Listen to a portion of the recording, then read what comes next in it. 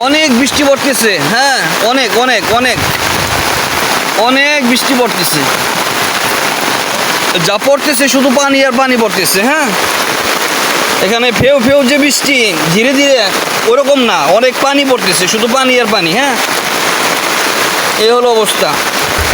রাজশাহী, তারপর হচ্ছে সিলেট, দিনাজপুর, তারপর হচ্ছে আপনার গিয়া বরিশাল, সিলেট, এগুলো আসলেই বন্যার তীব্রতা অনেক বেশি। হ্যাঁ, আর আমাদের মধুপুর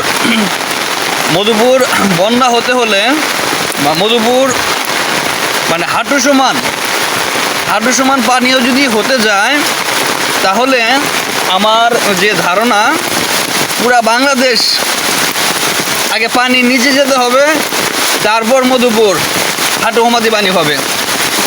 ওই কালকে দেখলাম সিলেট গলা পর্যন্ত পানি হয়ে গেছে, ঠিক আছে।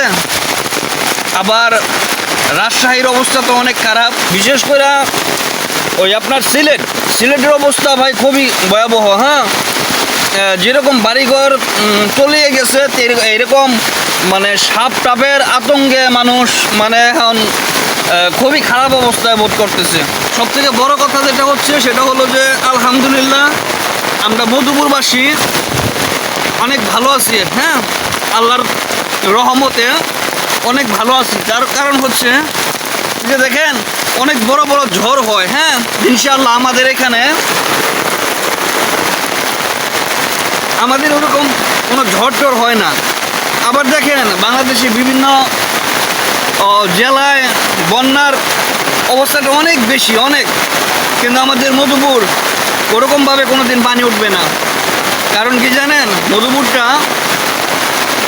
এটা অনেক উঁচুতে অবস্থিত। হ্যাঁ, অন্য অন্য বিভাগের থেকে মধুপুরটা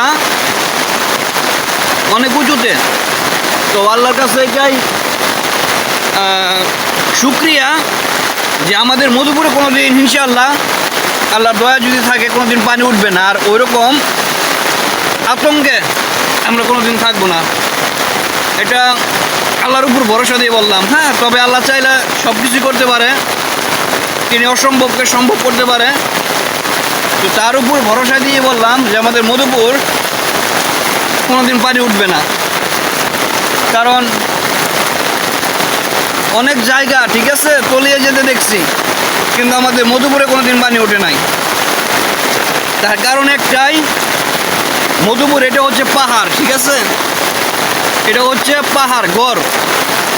তো এখানে যদি পানি উঠতে যায়, আগে বাংলাদেশ তলাতে হবে, তারপর পানি উঠতে হবে। তো সব কিছু মিলিয়ে আলহামদুলিল্লাহ আমরা অনেক ভালো আছি মধুপুরবাসীরা।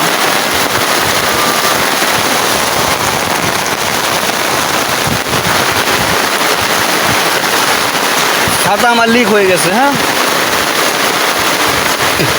দেখেন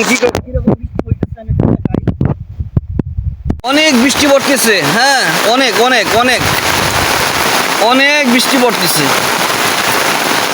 যা পড়তেছে শুধু পানি আর পানি পড়তেছে। হ্যাঁ, এখানে ফেউ ফেউ যে বৃষ্টি ধীরে ধীরে ওরকম না, অনেক পানি পড়তেছে, শুধু পানি আর পানি। হ্যাঁ, এই হলো অবস্থা।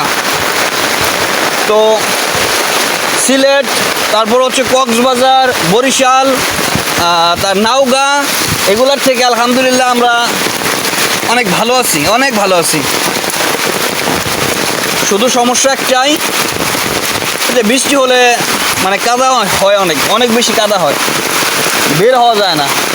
এই একটাই সমস্যা, আর কোনো সমস্যা নাই। এইটা ছাড়া ইনশাআল্লাহ আর কোনো সমস্যা নাই আমাদের। কারণ মাটিগুলা যেরকম ভালো ওরকম খারাপ, শুকাইলে আপনার লোহা হয়ে যাবে, আর ভিজলে একদম মানে অবস্থা খুবই খারাপ।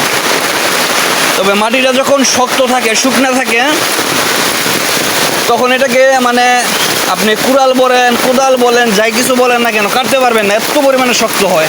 আর যখন ভিজে নরম হয় তখন একদম কেদা কেদা হয়ে যায়। এই হলো অবস্থা। হ্যাঁ।